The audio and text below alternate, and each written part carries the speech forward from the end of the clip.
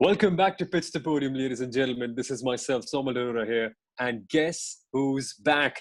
Yes, indeed, Fernando Alonso, the two-time Formula One world champion, is back in the sport, and he's back with the team with which he won 2 world championships. Kunal, this is a major news that's come in recently, and what a big way to start off the off-season, silly season, you could say. You're right. I never expected, Renault to make such a, quick decision. But, after Vettel, Ricardo and Sainz sort of made their moves, it was just the second seat at Renault, which would have, elicited so much interest. And I'm excited to see Fernando Alonso back in Formula One, much as pretty much everyone is. But of course, knowing that it's Renault, knowing that it's Alonso, there are several questions that need to be asked with regards to their reunion, which is, by the way, as we know, the third time that they are, joining hands together with the hope to delivering podiums and wins. So I'm pretty excited, and I don't know what you have to say, but it's great for Formula One. In this reunion, Formula One as a sport, as a business, stands to gain the most. Absolutely, and your excitement is quite evident with the background that you've chosen today, isn't it? Absolutely. I mean, I know my brother loves, Fernando Alonso. We used to, argue time and again every time Alonso went up against Michael Schumacher. And it's honestly great to see one of the best driving talent in motorsport be back in Formula One. Absolutely. Now, when people think of hardcore aggressive racing, you just can't look beyond Fernando Alonso. And seeing him back in the midfield and trying to extract good performances from a struggling car is going to be quite entertaining. But on the same side, Kunal, one has to wonder, he's done the same at McLaren as well for quite a few years. And he was quite infuriated and irritated at one point, saying that he doesn't want to be in a midfield team. But he seems to be taking a U-turn, and he's back in Renault, who are nowhere close to the top. So what's in it for Fernando in this case? The only thing that one can think of for Fernando is the fact that he's getting to be back in Formula One. Okay. There is a lot of hope around Renault and pretty much every other team with the new regulations that are coming in 2022. We've discussed this in our previous videos, but the fact remains that the budget cap and the sliding scale arrow will sort of help bridge the gap, between the top 3 teams and everyone else. And, as they say about Fernando Alonso, he is so capable of delivering, results that cars and teams don't otherwise deserve.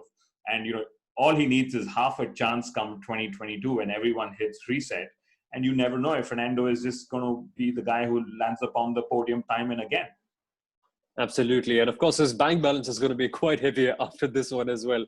But let's focus on the plus points for Renault. Although Fernando Alonso is a very expensive driver, I mean, we know for a fact that even if he takes a pay cut, which is a rumor for this move, he will still be bagging in quite a bit of money. And of course, the rumors, the Liberty Media are paying a bit of this to try and fund this through and have a bigger advantage for F1, which we shall discuss later in this video. But when you consider it from Renault's point of view, they are getting quite an astute racing driver who can set up cars perfectly. The main question with having younger drivers for Renault, say the likes of Christian Lundgaard or Guan Yu Zhu, was who's going to set up the car? Because Esteban Ocon is still relatively young. You need that experienced statement in the team to try and build up a car from the ground up. And Fernando Alonso is that very driver. But we know he can throw tantrums as well. We know Fernando Alonso has pretty much burned bridges everywhere he's gone. So how does Renault handle this sort of situation? And do you think it'll be more of a gain for them than a loss as such? I think it will be a gain for them on the technical side of things, with rules remaining standard between 2020 and 2021 and limited development happening, and so on. One doesn't know how important a driver's inputs are going to be. Of course, Fernando is not going to be driving the 2020 car. So I'm sure when he comes into 2021, it's going to be full focus on the 2022 car.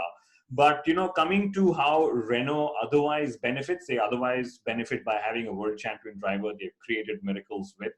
They benefit with the fact that it's a big name. It's one of the most legendary names in the world of motorsport.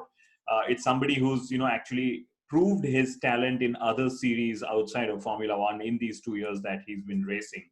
And when it comes to handling his tantrums, I really hope Cyril is able to do 2 things. One is to literally put it in his contract that he cannot say rude things about Renault in the press or worse, even on radio. Okay.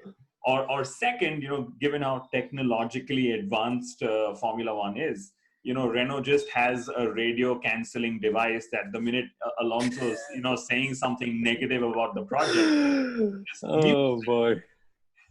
Yeah, that's something that McLaren and Honda learned the rather hard way. And again, that relationship didn't really end well. But we are hoping that Fernando Alonso does well over here. But we have to discuss what's in it for Formula One. Now, the rumor mill says that Liberty Media are in part paying some of Fernando Alonso's salary for this one because of all the benefits involved. Think of it, the biggest winner in this whole scenario, Fernando Alonso coming back to F1, isn't Fernando, it isn't Renault, but it is in fact Formula One. Now, we know for the fact that Spain is a critical market for Formula One. And now that they've got Carlos Sainz in a supposedly top seat at Ferrari, having Fernando Alonso, national icon, back in a team like Renault, that will just see the TV ratings explode.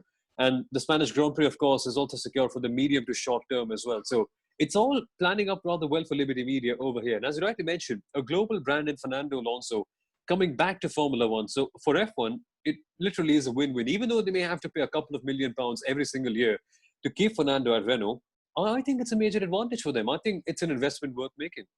Absolutely. And, we've seen Bernie do this in the past, maneuver the best drivers in the best seats and make sure that the best drivers are racing in Formula One. So it wouldn't hurt Liberty Media to actually, pick a page or two from Bernie's book of management. Of course, not all of it is relevant in today's day and age, but in the case of Fernando Alonso, it is a worthy investment. Okay. Fernando Alonso literally single-handedly ended up building the Spanish Formula One market, right?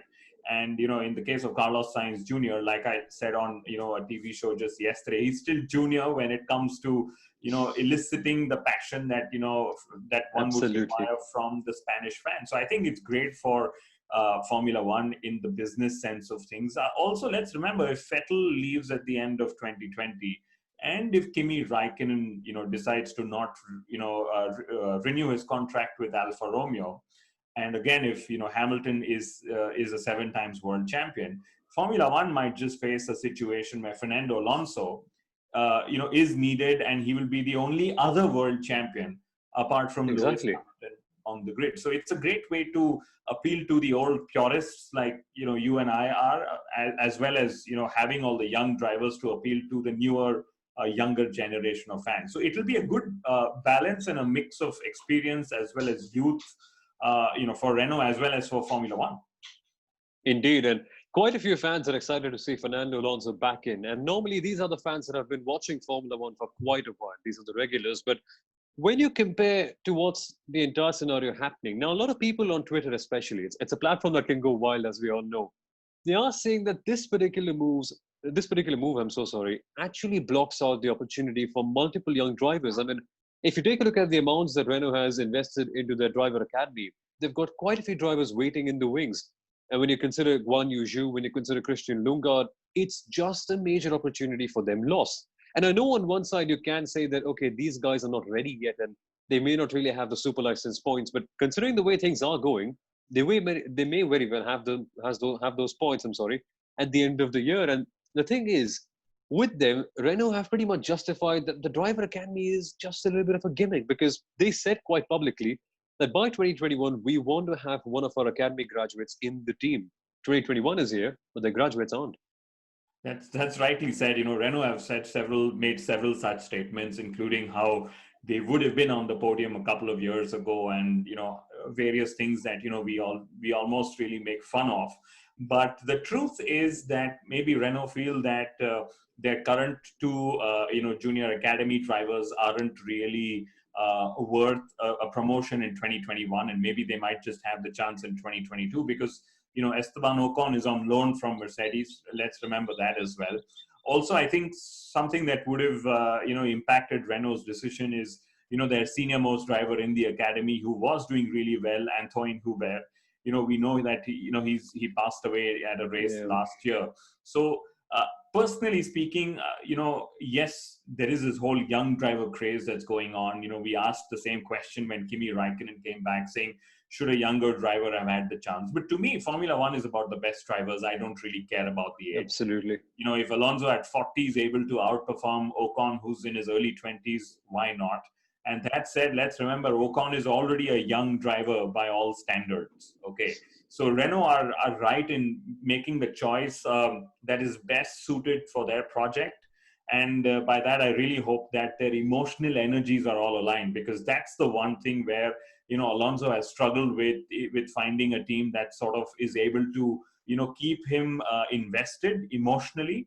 And you take the case of McLaren, the season he left McLaren ended up being McLaren's best season since several years. And you see now it's a statistic that McLaren have been on the podium twice in 3 races. And, you know, it was Fernando Alonso who endured all the mess at McLaren, and now it's Lando and Carlos Sainz who are, you know, benefiting from staying stable, you know, believing in the project, and then just moving on. So that's hopefully one thing Fernando is able to do: be calm, be patient, despite, you know, growing older, and just wait till things come to him.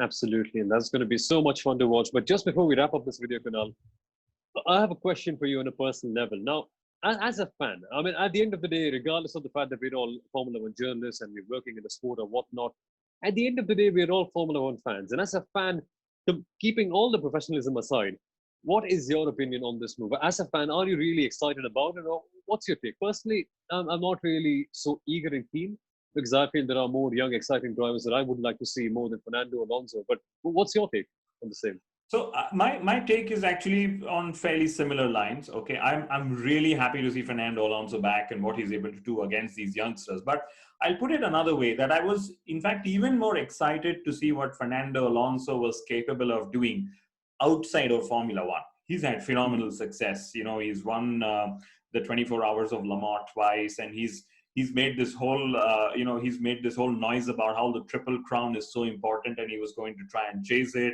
He drove in the Dakar Rally as well.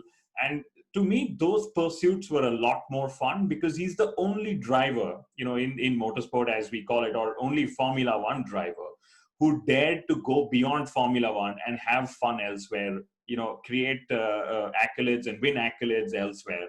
So that to me was actually a lot more exciting and inspiring, than hoping that he doesn't struggle in the Formula One midfield come 2021. So that's how I see it. Yes, you know, there is another thought that he can still do the Dakar when he's 50 and 60 years old, like Carlos Sainz Sr. and the likes.